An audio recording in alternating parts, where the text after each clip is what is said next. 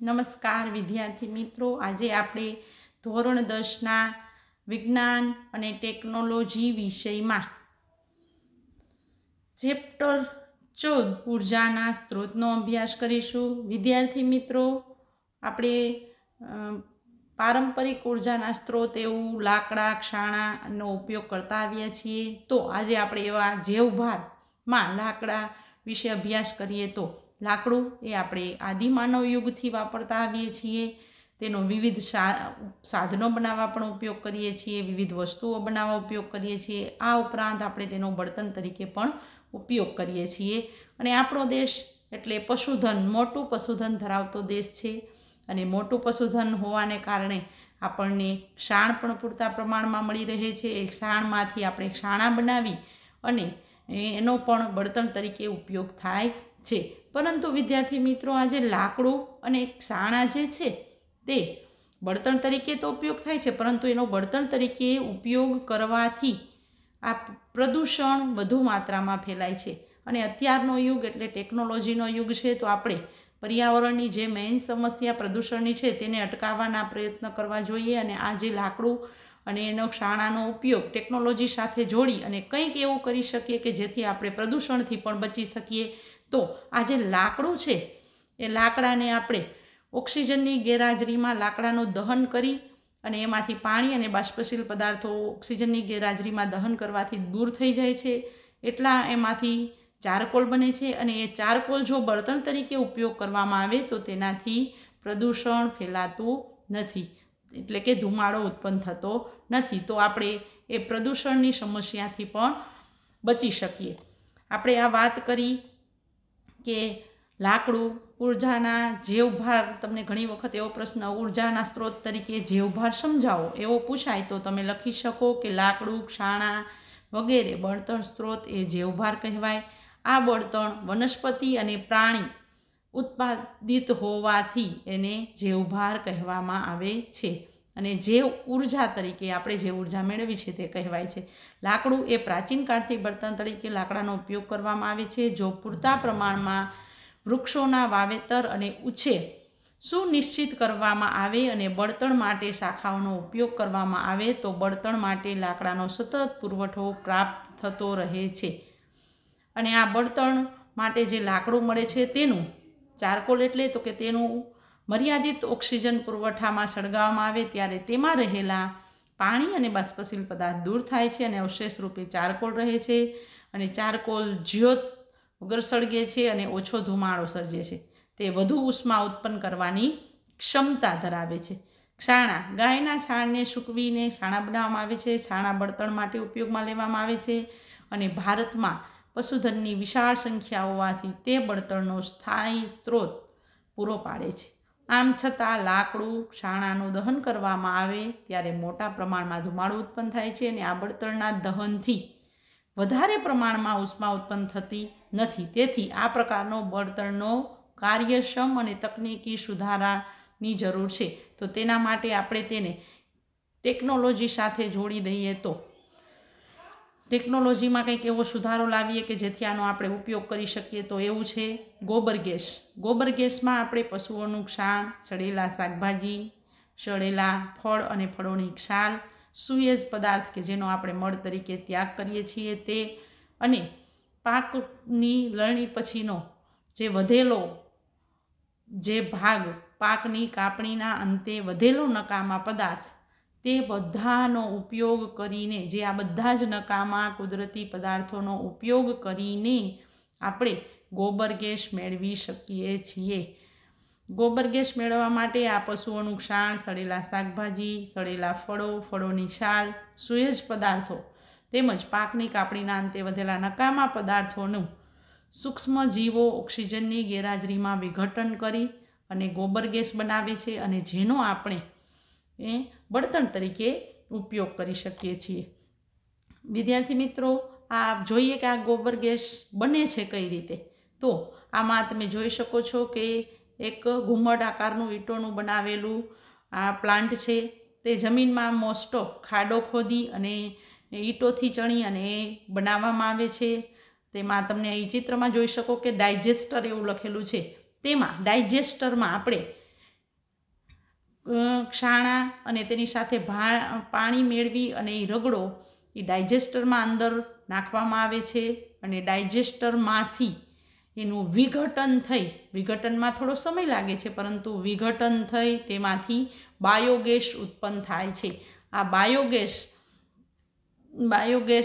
સૂક્ષ્મજીવોના જટિલ પદાર્થોનું, સૂક્ષ્મજીવો એ આ જટિલ પદાર્થ હોય છે, સાણા, સડેલા ફળો, એ બધાનું વિઘટન કરે છે અને વિઘટન બાદ થોડા સમય પછી આપણને મિથેન, CO2, H2S, CO2 એટલે કાર્બન ડાયોક્સાઇડ, હાઇડ્રોજન સલ્ફાઇડ અને હાઇડ્રોજન વાયુ ઉત્પન્ન થાય છે અને એ વાયુ એટલે કે આપણો ગોબર ગેસ, જેમાં 75% મિથેન હોય છે અને મિથેન એ ધુમાડા વગરની જ્યોતથી આપણે ખબર છે કે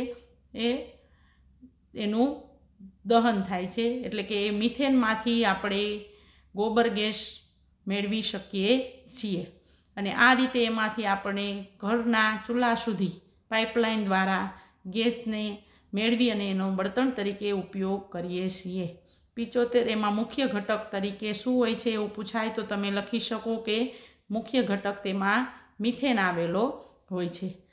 અને આ ડાયજેસ્ટર અને પ્રોસેસ થયા બાદ જે વધેલો કચરો હોય છે તેમાં નાઇટ્રોજન અને ફોસ્ફરસ યુક્ત પદાર્થો જ વધે છે અને તેનો પણ આપણે ખાતર તરીકે ઉપયોગી કરી શકીએ છીએ અને તે આપણું કુદરતી ખાતર છે, જેથી આપણને નુકસાન પણ તેનાથી થતું નથી અને ખેતરમાં નાખવાથી આપણને સારો પાક પણ મેળવી શકીએ છીએ.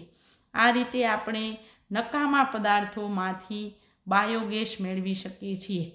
ગાયનું છાણ, કૃષિ કચરો, શાકભાજીનો કચરો તથા સુએજ કચરાનું ઓક્સિજનની ગેરહાજરીમાં વિઘટન થતાં ઉત્પન્ન થતા બળતણ વાયુને બાયોગેસ કહે છે. તેમાં શરૂઆતમાં દ્રવ્ય તરીકે મુખ્ય સામગ્રી ગાયનું છાણ હોય છે, તેથી તેને ગોબર ગેસ તરીકે પણ પ્રચલિત છે. બાયોગેસમાં 75% મિથેન ધરાવતો હોવાથી તે ઉર્જાનો ઉત્તમ બળતણ છે. તેની તાપીય ક્ષમતા વધારે હોય છે, તેના દહન દરમિયાન રાખ જેવા અવશેષો બાકી રહેતા નથી અને તે ધુમાડા રહિત સળગે છે.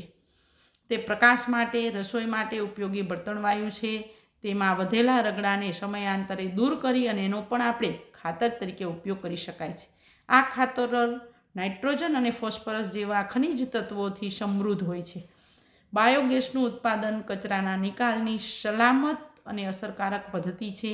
તેમાં મોટા જથ્થામાં જૈવ કચરા અને સુએજ દ્રવ્યોનો ઉપયોગ કરી ઉર્જા અને ખાતર મેળવવામાં આવે છે.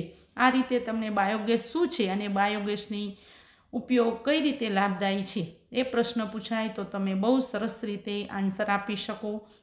અને વિદ્યાર્થી મિત્રો, આમાં આપણે જે નકામા પદાર્થોનો જ ઉપયોગ કરીએ છીએ એના કારણે આપણા ઘરનું જે વાતાવરણ છે તે પણ સ્વચ્છ રહે છે અને એને કારણે આપણે સ્વચ્છતા પણ મળે છે અને આપણે રોગમાંથી મુક્તિ મળે છે. જ્યાં સ્વચ્છતા ત્યાં પ્રભુતા, એવું કહેવાય છે ને. એટલે આમ બાયોગેસ પ્લાન્ટ એ આપણે જોયું કે તમને ટૂંક નોંધ લખો બાયોગેસ પ્લાન્ટ વિશે તો તમે હવે લખી શકો આકૃતિ દોરીને કે બાયોગેસ પ્લાન્ટ એ ઈંટોનું બનેલું ગુંબજ જેવું માળખું છે.